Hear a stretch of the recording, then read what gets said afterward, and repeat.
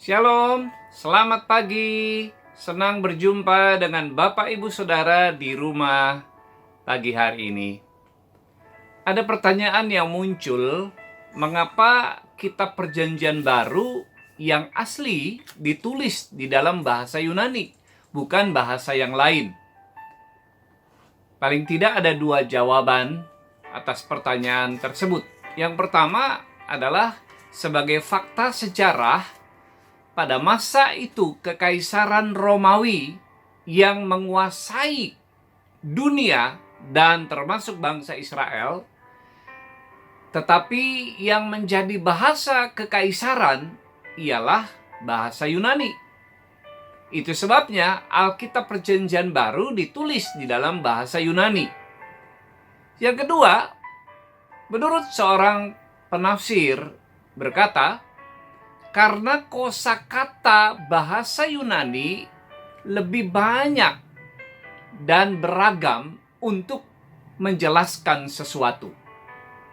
Sebagai contoh, kata baru dalam bahasa Indonesia dipakai untuk menjelaskan segala hal yang berkaitan dengan sesuatu yang baru.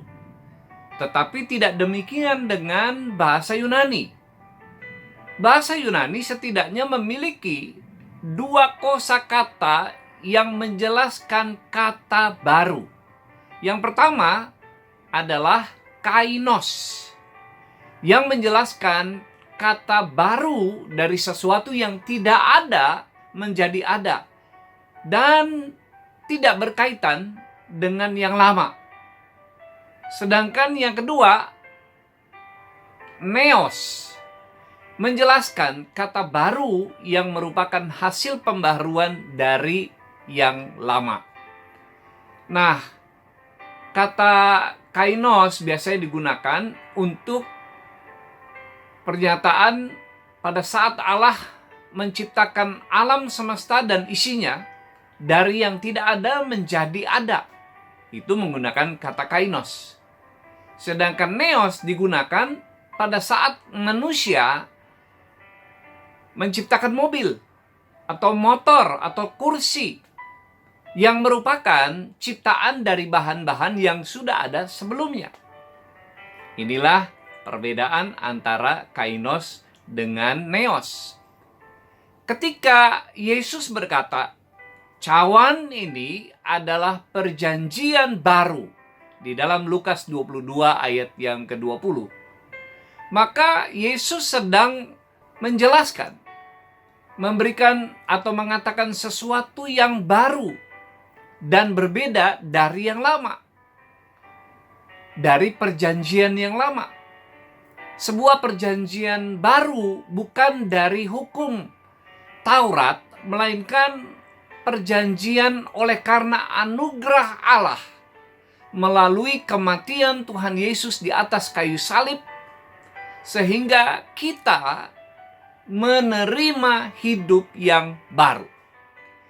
Hidup yang kainos dan bukan neos. Hidup yang tidak ada hubungannya dengan hidup yang lama, karena hidup yang lama sudah mati.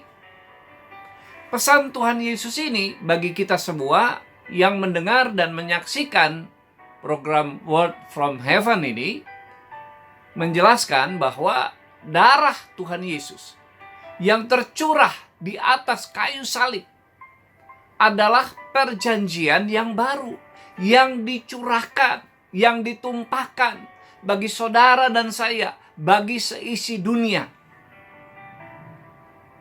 Siapa yang percaya pada penebusan melalui darahnya, kita menerima hidup yang baru, hidup yang kainos. Hidup lama kita sudah mati dan kita hidup di dalam pengharapan yang baru dan kelak mendapat jaminan masuk surga mulia.